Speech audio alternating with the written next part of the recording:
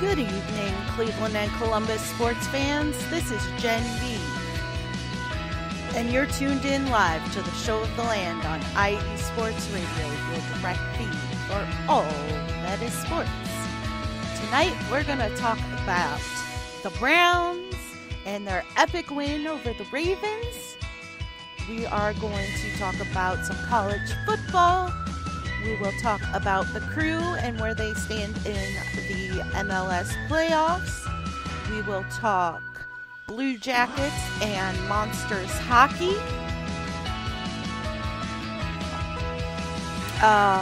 We will also cover the Cavs, the Charge, and some college basketball, as well as some Guardians updates and awards. So let's get started with those Browns. The Browns played the Ravens this week. And it was an interesting start to the week. There were a lot of injuries after last week's game against, I'm drawing a complete blank, Cardinals, the Arizona Cardinals. DeJuan Jones did not practice all week. David Bell and Marquise Goodwin also. Marquise Goodwin is in concussion protocol. I'm not sure where things stand with that right now. We will get updates tomorrow on injury statuses, but DeJuan Jones, David Bell, and Marquise Goodwin were all ruled out for the game on Sunday.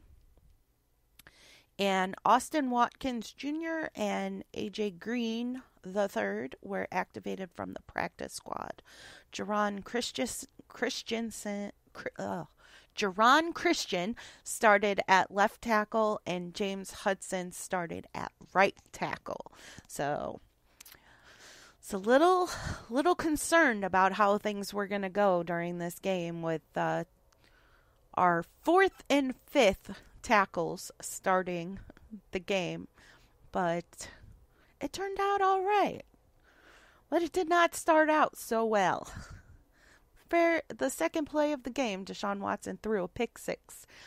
Kyle Hamilton deflected the pass up in the air and then caught it and ran it in for a touchdown. So not a great start. And then the Ravens got the ball and marched right down the field and scored another touchdown. So very quickly, the Browns were down 14-0. But in the second half, after Deshaun Watson went out at the end of the first half with an ankle injury and went straight to the locker room, we did not know if he was going to return for the second half. He ended up returning, so that was good. And the Browns fought back in the second half. Deshaun Watson went 14 for 14 in the second half after starting out the game 1-9. So that was quite an improvement. Greg Newsome got a pick six that should have tied the game at 31. But Dustin Hopkins missed the extra point. So they were down 31-30. And the defense came in and held the Ravens, kept them from getting much of anywhere. Browns got the ball back and managed to get into field goal range for Dustin Hopkins to kick the game-winning field goal.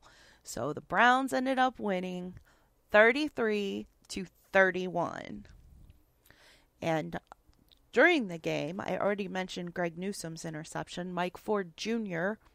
also had an interception. He had come in for Denzel Ward, who left with a neck injury and was also evaluated for a concussion. He did clear concussion protocol, but they opted to keep him out with the neck injury.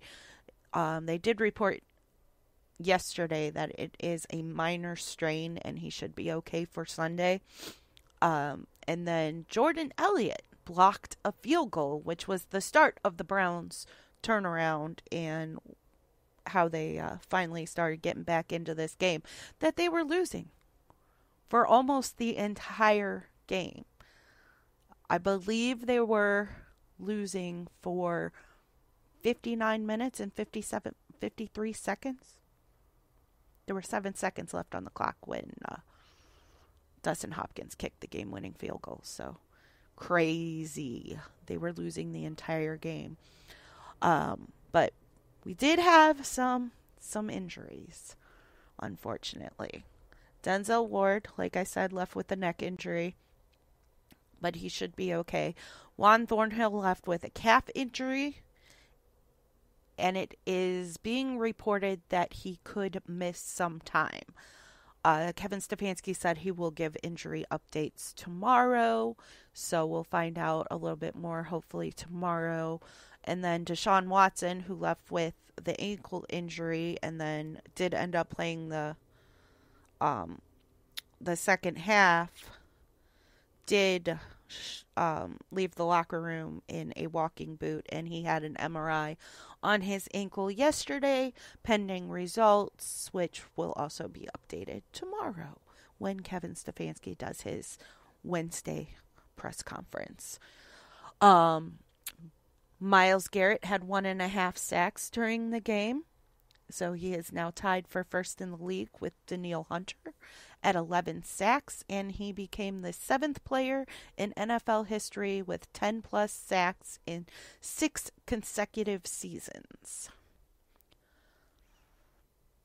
And he is being talked about as possible Defensive Player of the Year and even possible MVP, which would be quite interesting because it's usually a quarterback. So we'll see what happens with that, but it would be quite an honor for him to get Defensive Player of the Year at the very least. In other news, Nick Chubb had his second surgery to repair his ACL. It was successful, and the doctor says he is progressing well and is still expected to return sometime in 2024. So we will see what our injury updates are come tomorrow, and as we prepare to face the Steelers on Sunday in Cleveland.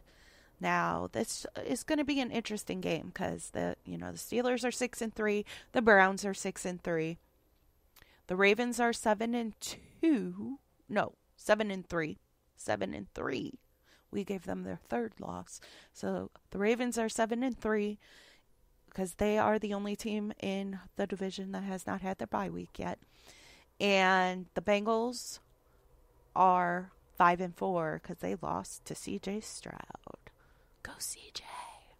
Anyway, so this game is going to be interesting. It is quite important. And then on Thursday, the Bengals play the Ravens. So if the Bengals manage to beat the Ravens and the Browns beat the Steelers come 4:30 on Sunday afternoon, the Browns could be in sole possession of first place in the AFC North at 7-3. So we shall see what happens with that. I'm interested to see how this all ends up playing out with the injuries. If DeJuan Jones is able to return, Jedrick Wills, of course, is out for 4 to 6 weeks. So it would be nice if we only have to play one replacement tackle against the Steelers' defensive line. But, if we have to play both, then we have to play both backups. It worked out okay against the Ravens. So, TJ Watt is a whole different animal than anybody on the Ravens' defensive line, though. So I would prefer him not be going up against James Hudson, but we'll see what happens. Should know more tomorrow, like I said. So let's move on to some college football. Actually, you know what? Before that, this is kind of a revenge game for the Browns because the Steelers are who took out Nick Chubb. And that was an ugly game. the Browns just, their heart was not in it anymore after Nick Chubb got hurt, and some poor time management and poor play calling at the end of the game is what ended up losing it, giving the Steelers the opportunity to score the go-ahead points. So, bit of a revenge game for the Browns. Plus, it's at home in the dog pound. So, I have high hopes for this game. I really do. I had a good feeling about the Ravens game, and people thought I was crazy, but guess what? We won. I've never been so happy. I'm telling you what, that game, I was like on the edge of my seat. I almost broke my husband's hand. I was squeezing it so hard towards the end of the fourth quarter there when we were trying to get into field goal range, and then Dustin Hopkins went out there to kick. I was like, oh my God, oh my God, oh my God, oh my God. Please make it, please make it, please make it. But, yeah, so Steelers week. We shall see what ends up happening. I am quite interested to see what the report is tomorrow on these injuries, because Juan Thornhill is would be a miss, a huge missing piece, because Rodney McLeod, though good, is not as quick as Juan Thornhill. So, would much rather have Juan out there, but it doesn't sound good for him being able to play. I do hope DeJuan Jones is back, and possibly Marquise Goodwin. With his history of blood clots, you don't want to rush him back with a concussion, though. So we'll see what happens there. Elijah Moore actually made some decent catches during the Ravens game, so he's getting some more action. Njoku had an amazing game after the first quarter. Njoku's been having some issues with some drops, and it's been driving me crazy. He has been plagued with drops throughout his career, on and off, but I think part of it is the constant carousel at quarterback. But we'll see. But shout out to Taryn Rodriguez in the chat. He is the host of our SoCal show, as well as Set Point, the volleyball show, and he also co-hosts 3 and Out College Edition. So be sure to check those out. And he says the Browns are still on a roll, even though that was an ugly win. But the Browns pull off their biggest win of the season. Absolutely, Taryn. That was by far the biggest win of the season. Before this, the 49ers game was. And in a way, that's a little bit bigger in overall scheme of things. Not like divisionally, just backup quarterback and all, like the storyline. But, yeah, beating the Ravens is huge, because the Browns have not been very successful at beating the Ravens, especially without Nick Chubb. They're not great at stopping Nick Chubb. So with Nick Chubb, it's a little bit easier to beat the Ravens. But, yeah, without Nick Chubb, I don't think this game would have been as close as it was if we had Nick Chubb. Because the way Jerome Ford ran on the Ravens with 107 rushing yards, I think Nick Chubb would have had a field day. But it is what it is. We don't have him, and they may do without him, and they still came out with the win. And then he also says, prepare for shenanigans, as this is a Steelers game. All bets are off. Oh, absolutely. Something crazy always happens in the Browns-Steelers games. Always. There's always something absolutely crazy. So we'll be interested to see what it ends up being this week. Hopefully it's just that the Browns blow the Steelers out. But, moving on to college football. So last week, Akron played Miami of Ohio. At halftime, they were down 10-0, and they ended up losing 19-0. So they didn't even score. Their next game is tonight at Eastern Michigan. Kent State played Bowling Green. At the half, they were down 28-6, and they ended up losing 49-19. And their next game is Saturday at Ball State. Ohio State's players getting some award recognition. Cade Stover is a semifinalist for the John Mackey Award, which is an award that was won by the Browns tight end Harrison Bryant. Though I can't stand him and I can't wait for them to get rid of him. It was all the talk when they drafted him. I have not seen it. I don't like him. He drops too many passes. He fumbles. He's not a great blocker. I don't like him at all. I was hoping they would cut him this year, but they didn't. So I got to deal with it. But hopefully next year he will be gone. And then Jordan Hancock was the National DB of the Week and got the Thorpe Award. Ohio State's defense is the only defense in the country to not allow a 40-plus yard play against them. Tommy Eichenberg is a semifinalist for the Bednarik Award. Marvin Harrison Jr. is a semifinalist for the Maxwell Award. And Kyle McCord is a semifinalist for the Davey O'Brien Award. And a shout out to Marcus Losgray and Angela Winstead in the chat. Welcome. Ashland's Desmond Libertis was named D2 Offensive Player of the Week. That is all for the awards and recognitions for last week. Now on to the games. Mount Union played Baldwin Wallace and won 41-17. Only 41-17. I don't know what happened. Apparently, since it was the last game of the season, they decided not to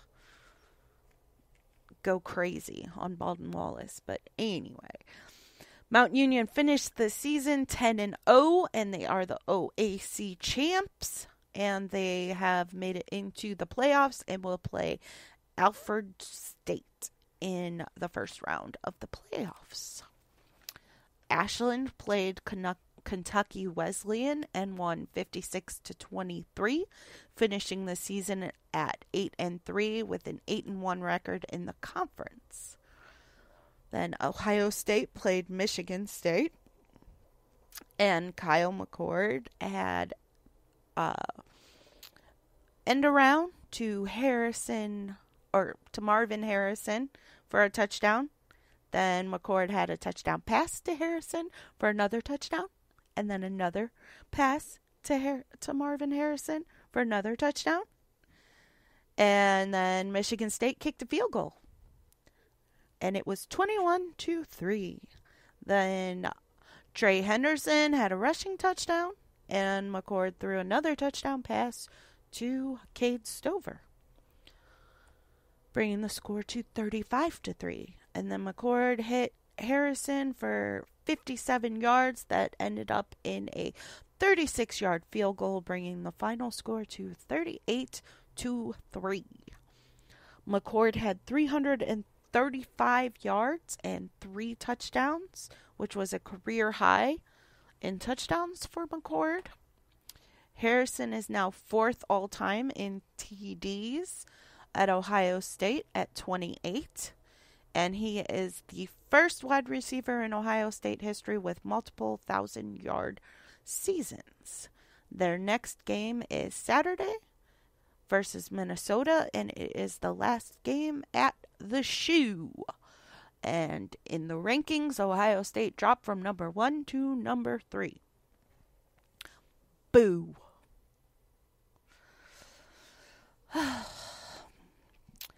But, they've got that Michigan game coming up. So, we'll see what happens with that in 2 weeks. Now on to the Crew. The Crew played game 2 of the first round of the playoffs in Atlanta at Atlanta United. And Cucho Hernandez scored a goal at 45 minutes, and Max Arfston scored a goal at 90 plus 5. But they lost 4-2. So on to game 3. Game 3 was Sunday. Sunday was an eventful day in Cleveland and Columbus sports. But anyway, they played Sunday in Columbus, and Darlington Nagby had a goal at 9 minutes. Multi Munson had a goal at 17 minutes. Alex Matan had a goal at 33 minutes. And then Atlanta got a goal at 35. And they went to the half with the score 3-1. After the half, Diego Rossi had a goal at 47 minutes, and Atlanta got another one at 50, and they won 4-2, which allows them to move on to the next round of the playoffs.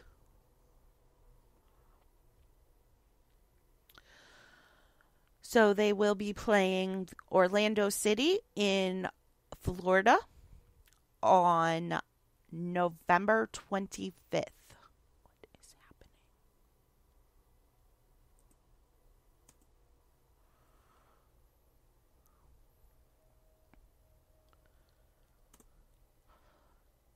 Sorry, my screen just went blank on me. 1 second while I get that back up. And that is about it for the Crew and football. So we will take a quick break, and then I will be back to talk some hockey. So stay with me on the Show of the Land right here on IE Sports Radio, your direct feed for all that is sports.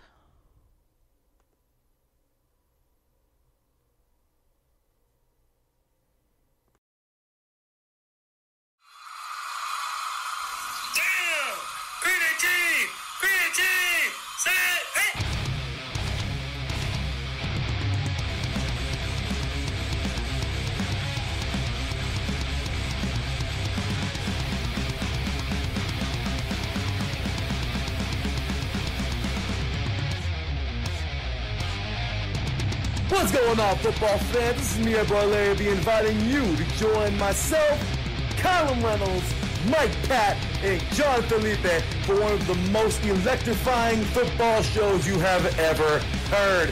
3 and Out, right here at IE Sports Radio. Recap of the week before, a preview of what's to come, and of course, 3 hardcore head-to-head prime-time face-offs each week. You don't want to miss it.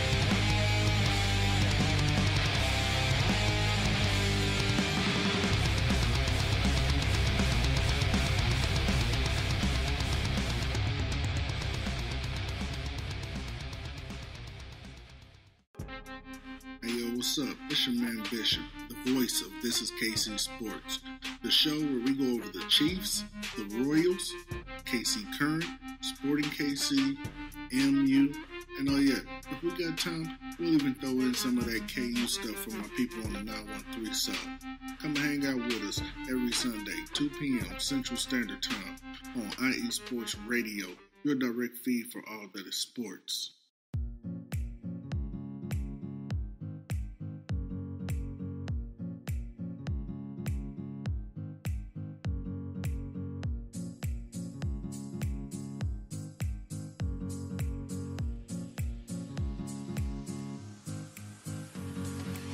Hey there, sports fans. Are you looking for a sports show that maybe isn't 100% about sports? Then you might want to check out the Sports Couple Perspectives right here on IE Sports Radio, your direct feed for all that is sports. Most sports shows cover only scores and stats, and while we're not opposed to that, we dig a little deeper into sports issues and some of the hottest topics in athletics. In addition to sports, we take a journey through my neck of the woods, pop culture, with movie reviews of both sports and non-sports films. Speaking of pop culture, make sure to participate in our game nights, where we quiz each other on our specialties, and you, the listeners, can win IE Sports Radio apparel. We always have a great time learning more about each other's worlds, one show at a time. So join us each week on the Sports Couple Perspectives, right here on IE Sports Radio, your direct feed for all that is sports.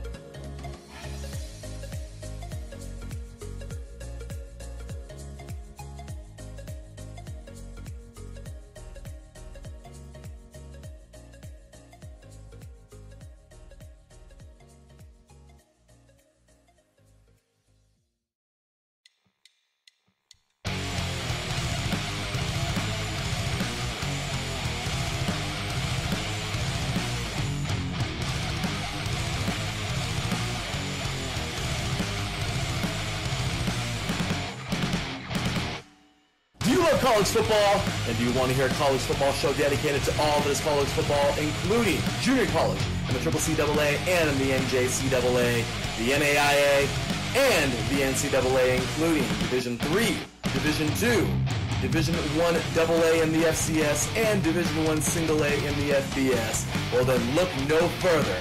Join myself, Larry B., and my colleagues, Mr. H-Town Blake Henley, and Mr. Christian Espinoza, each week during the college football season for the latest in college football on 3 and Out College Edition, right here on IE Sports Radio, your direct feed for all that is sports.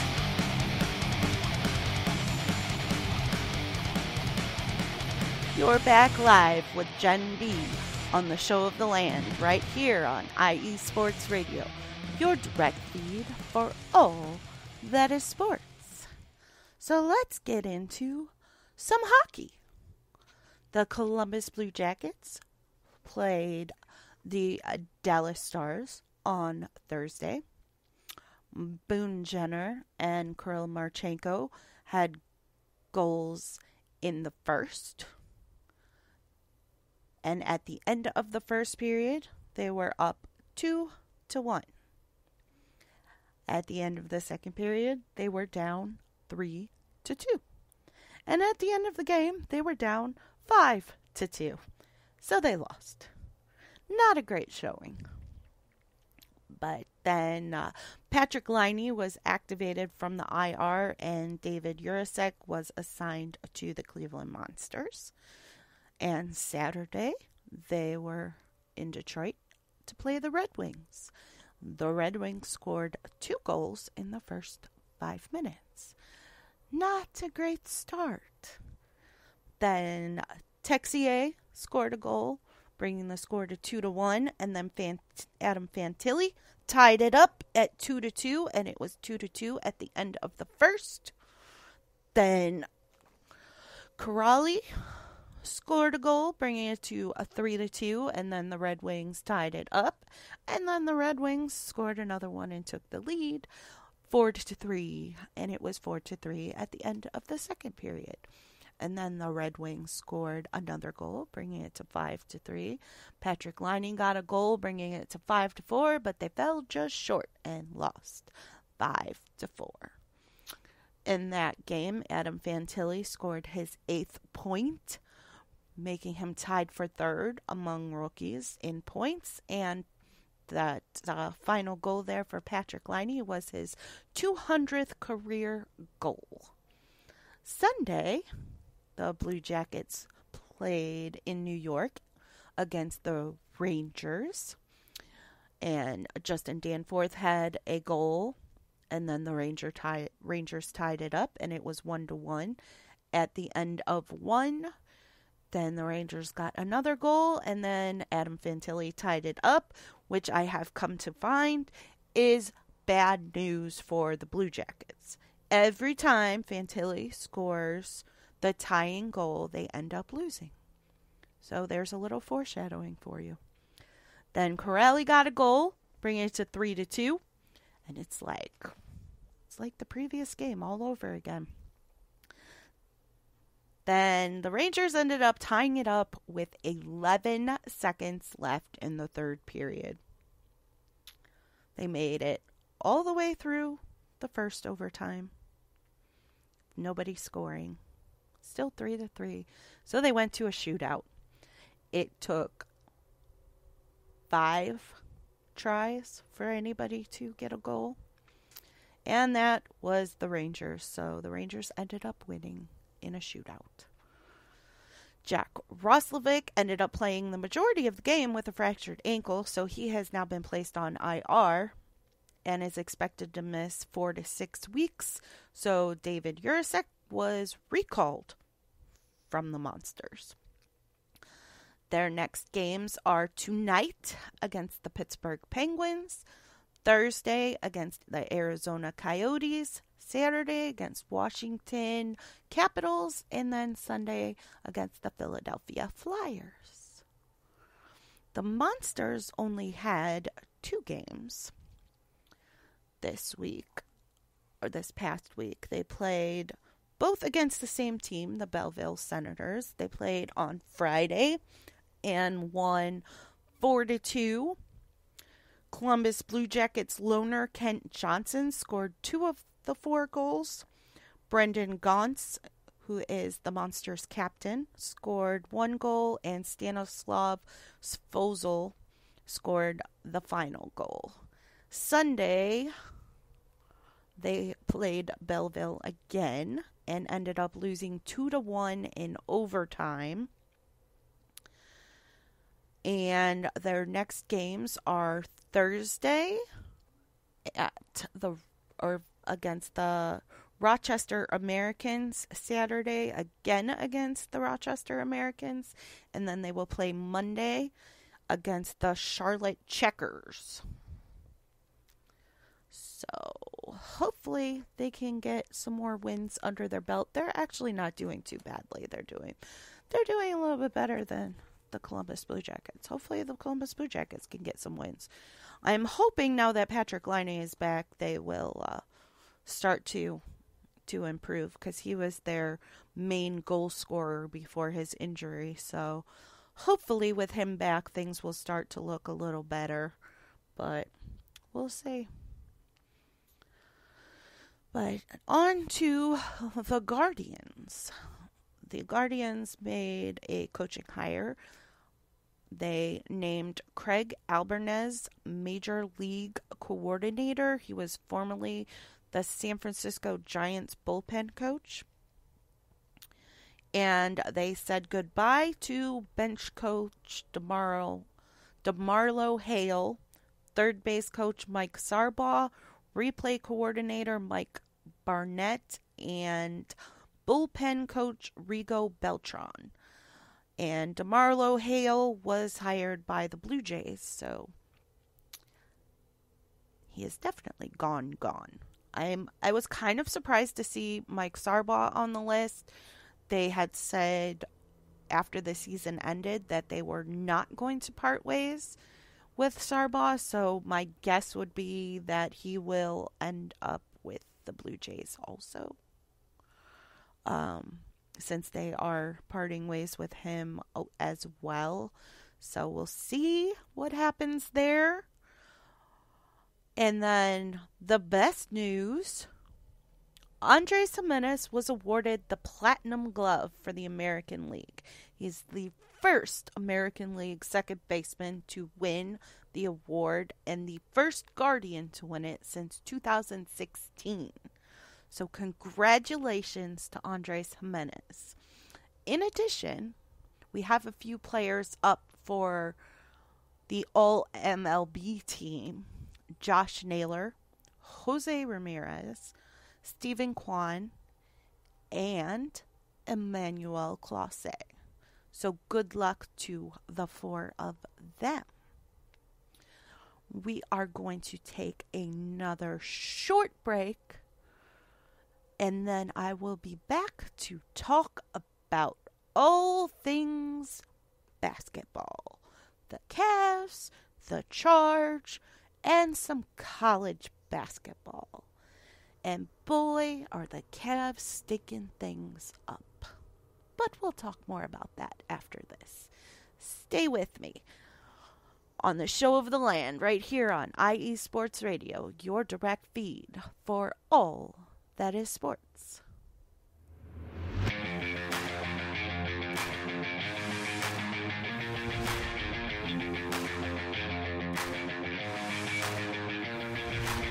What's happening, sports fans? Are you a fan of Southern California sports? Are you looking for a show hotter than a hot summer day in California? Then look no further than the SoCal Supreme Sports Show, where I talk about all things Southern California sports. That's right, all sports teams from Southern California.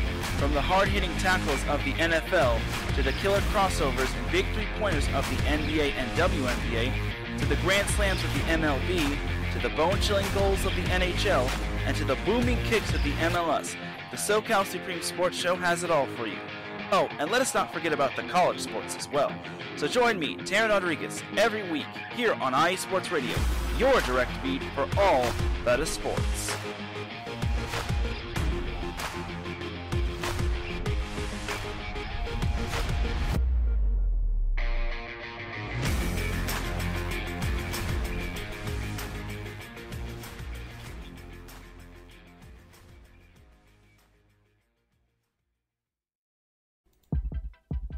IE Sports Radio fans, it's your boy, the SoCal Saint, the host of the premier professional wrestling podcast online today, the IE Elite Wrestling Show.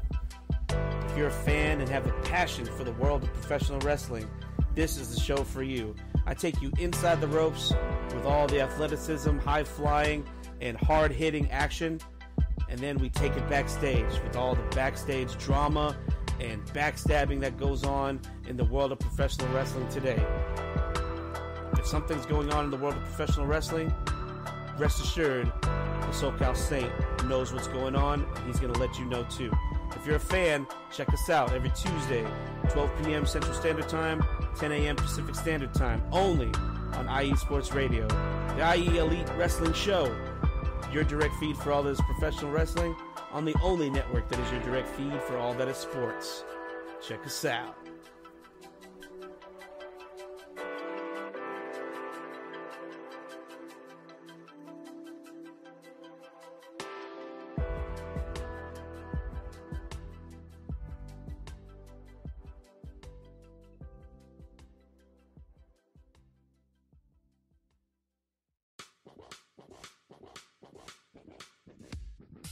Hello, sports fans. It's me, your boy Larry B, and I want to walk you through the world of sports. No, not just the mainstream major TV deal type sports, although those are important too. But let me be your guide for your journey of all sports, from college to the pros, the minors, and everything in between. Each week, we are talking sports galore with true diehards just like you from a hardcore fan's perspective that's sure to quench your thirst around leagues you may know all too well and some you may even discover here. That's right, sports fans. If you love sports of all kinds, enjoy hearing amazing sports stories, and respect all sports because you know how difficult any of them can be to play or compete in, then this is your show. Join me, your boy Larry B, on the defining moment each week here on IE Sports Radio, your direct feed for all that is sports, and let the sports come to you.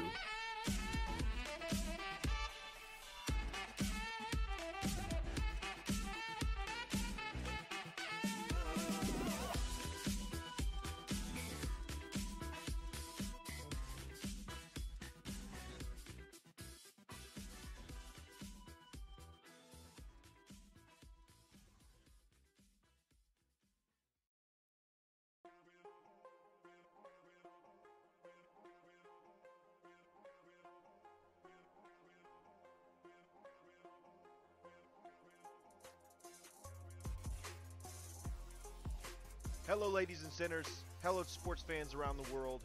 Hello, IE Sports family. This is Cale Henderson, the host of IE Vegas, the Sin City Sports Show, presented by IE Sports Radio. If you folks are interested in sports in the Vegas area, if you're wanting to have a blast for 1 hour every Tuesday night from 7 p.m. Pacific Standard Time to 8 p.m. Pacific Standard Time. This is a show built for the Vegas sports fans, where we feature the Las Vegas Raiders, the Las Vegas Golden Knights, the Las Vegas Aces, and the University of Las Vegas, Nevada Rebels. Hopefully, fingers crossed, MLB team coming soon. Either way, if you folks are looking to have a blast for 1 hour each and every week, tune in Tuesday, 7 p.m. Pacific Standard Time to 8 p.m. Pacific Standard Time. If you folks are interested in Vegas sports news, go to our Twitter, at SinCities_IESR, and you can speak with me, the host, Cale Henderson, at Cale_Henderson on Twitter. At any time, be happy to reply. Always willing to reach out to our fans. Again, the Sin City Sports Show, presented by IE Sports Radio, your direct feed for all that is sports. You're back live with Jen B on the Show of the Land, right here on IE Sports Radio, your direct feed for all that is sports. Before I get into the basketball, I just saw during the break that the Guardians made some roster changes. So they have selected right-hand pitcher Cade Smith from AAA Columbus and right-handed pitcher Daniel Espino from AA Akron, and have added both pitchers to the 40-man roster. In corresponding moves, they have designated Michael Kelly and Cal Quantrill for assignment. Interesting. I am a little shocked at this. I'm interested to see who they're going with their starting rotation this upcoming season. So more to come on that as we get closer to baseball season. Now, on to the Cavs. Ugh. That's what I say. That's what I have to say about the Cavs right now. Anywho, Isaac Okoro, Ty Jerome, and Sam Merrill were out for the game on Wednesday against Oklahoma City Thunder. Isaac Okoro has a knee issue. Ty Jerome, I believe, is an ankle, and Sam Merrill was an illness. The starting five were Garland, Mitchell, Strus, Mobley, and Allen, as per usual. At the end of the first quarter, they were down 36-29. At the half, they were down 70-57. At the end of three, they were down 99-87. And guess what? They lost 128-121. There were way too many turnovers in this game. They had 14 in the first quarter, a total of 20. Oklahoma City had 30 points off of turnovers. Karis LeVert was the scoring leader at 29, which is pathetic because he comes off the bench. And Evan Mobley hit 1,000 field goals made for his career, which is awesome for him.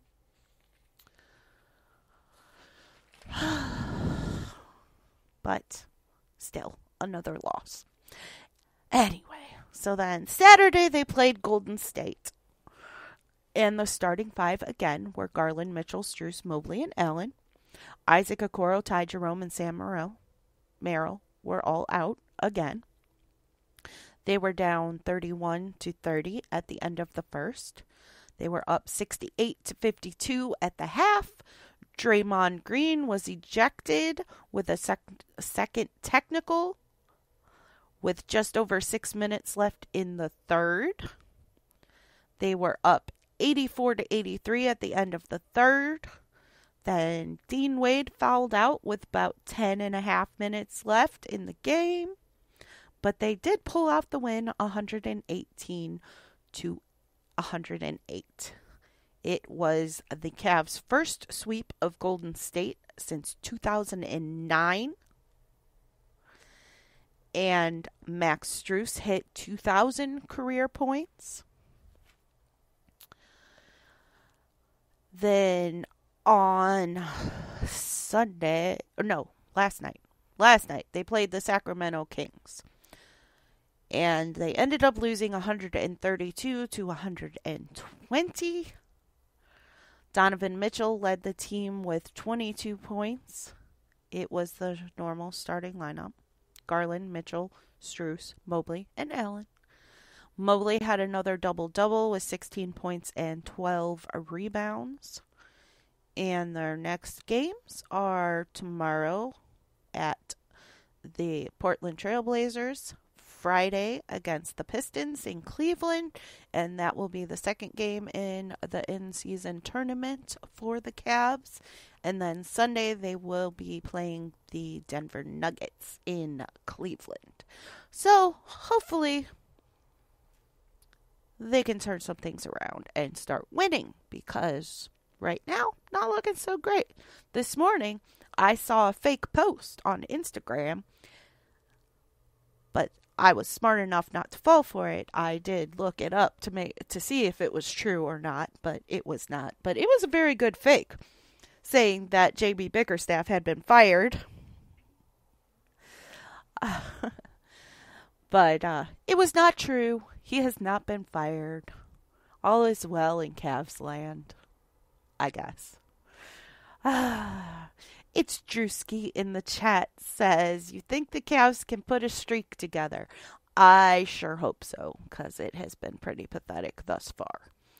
I was giving them a break because of all the injuries early on, but now everybody is back, at least everybody in the starting lineup, and they are still struggling. So it's not okay anymore, and it's getting old. And they really need to figure this thing out. Their defense has been not great, and they were one of the tops in the league last year in defense. So I don't know what's going on, but they really, really, really need to figure it out. I mean, they're scoring. They lost, but they scored 120 points, so their scoring's not the issue. But they're allowing the other team to score more, so defense is an issue. So hopefully they can get this figured out. Drewski says it's still an early season. Yes, I know. I'm trying to stay positive, but I'm frustrated. I'm frustrated with them. I'm very frustrated with them right now. I don't know. Just something seems off, and I can't quite put my finger on what exactly it is that is off. I mean, obviously, it's not the scoring. And Evan Mobley has been doing well. I think he has 5 or 6 double-doubles this season so far. So, I mean, he's doing what is expected of him. He's getting the rebounds. He's scoring in double digits. So, I don't know. I really don't know. And I don't think Max Strus is the issue. He's also scoring. So, he's had a couple double-doubles himself. So, I don't know. I can't quite put my finger on it. But these next few games, I'm going to try and watch a little more closely. Probably not tomorrow's because I have to work. And they're playing at like 10 o'clock Eastern time. So I can't stay up that late. But maybe I'll record it and watch it Thursday morning or something. Or Thursday afternoon. I don't know. But they're just frustrating me right now. They just are. But, I mean, I'm not overly concerned. I'm just frustrated. I do think they will pull it together and they'll be okay, but it's not a great start. They're currently in 10th place, which is terrible for the Cavs. I think 6th was about the lowest they were last season, so it's not a good start at all, but hopefully it will all come together and things will start to look up. But I don't know. I'm trying to figure out, see if I can put my finger on what the problem is. So I just am not sure. I know their bench they've been a little short on the bench with the two-way contract players because the Chargers season started and injuries. They're down 2 of their main rotation players with Isaac Okoro and Ty Jerome both being out and missing multiple games.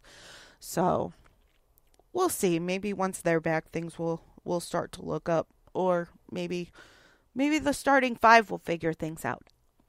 We'll see. But speaking of the Charge, they had a couple of games too. They played Friday against the Wisconsin Herd, who are the Milwaukee Bucks G League team, and they won 116-109. Isaiah Mobley had a double-double with 23 points and 12 rebounds, and Amani Bates led with 29 points. And then on Sunday, they played the Wisconsin Herd again and got the sweep, winning 107-102. And they did not have Amani Bates or Craig Porter Jr. because they were with the Cavs. So, impressive win without two of their main players. Their next games are today at Sioux Falls Skyforce. Saturday, they are at the Windy City Bulls, and Sunday, they will play the Windy City Bulls again. So, good luck to them in those matchups. Now on to some college basketball. Cleveland State played Defiance and won 102-41. That's it, just 102-41. Then they played OU and won 82-78. Their upcoming games are tomorrow at Canisius and Saturday at Eastern Michigan. OU played Troy and won 88-70. And then, of course, lost to Cleveland State. And their next game is Saturday at Detroit Mercy. Akron's coach John Gross recorded his 300th career win on Friday. And they beat a Southern Miss 72-54. And their next games are tonight versus Heidelberg and Sunday versus FIU. Ohio State lost to number 13 Texas A&M 73-66. And they will be playing on Sunday versus Western Michigan. Mount Union played Gwynedd Mercy and won 89-82 in overtime. And they played Chatham and won 97-73. And they will play again tomorrow at Scranton. And Saturday against Pittsburgh Greensburg. And that is about it. So, I'm going to wrap things up. But before I do, be sure to check out our sponsor, Planet Jerky, with premium beef brisket jerky. There are 7 flavors to choose from, and they range in price from $10 to $20 per pack, and offer free shipping on orders over $50. So check them out at planetjerky.net, and you can follow them on Instagram at Planet Jerky. And be sure to get you some jerky that is out of this world. That is all for tonight. So thank you all for joining me, Jen B, on the Show of the Land. Be sure to follow me on X, Instagram, and Threads at BelieveLandGirl, and on TikTok at jen.believeland. Or, I'm sorry, jen.believe. Yeah, that's right, jen.believeland. It's Jen with 2 N's, Jenn. You can also follow the show for daily updates on Cleveland and Columbus sports news on X at Show of the Land IE. Next up is the Buffalo Huddle with Patty Bax with all that is Buffalo sports. Be sure to catch me next Tuesday at 6 p.m. Eastern on the Show of the Land for more on Cleveland and Columbus sports right here on IE Sports Radio, your direct feed for all that is sports. Have a great night, Ohio.